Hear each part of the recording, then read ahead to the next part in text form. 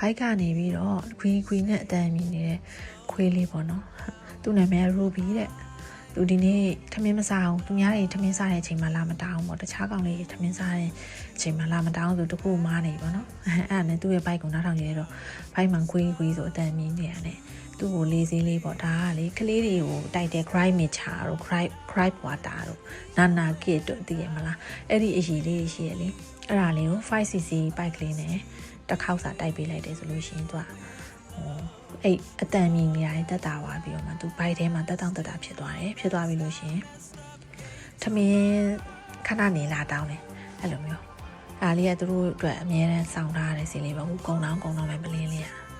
ဒါလေးကိုဒီလိုစိတ်ရှည်လက်ရှည်လေးနဲ့ဝင်အောင်တိုက်ပြရတာပေါ့နော်အိမ်မှာမွေးထားတဲ့ခွေးလေးတွေထဲမှာဒီ Ruby ဆိုတဲ့ဒီအမဲလေးကလေဈေးတိုက်ရအလွယ်ဆုံးပဲအားကြောင့်မလို့ရိုက်ပြလိုက်တာပါအိမ်မှာခွေးလေးတွေမွေးထားတဲ့တငယ်ချင်းတွေရှိရင်လေသူတို့ကိုဒီလိုမျိုးဖိုက်ထဲမှာတခွေးမီနေဘာတွေလုပ်လဲဆိုတာကိုပြောပြပေးသွားပါအောင်နော်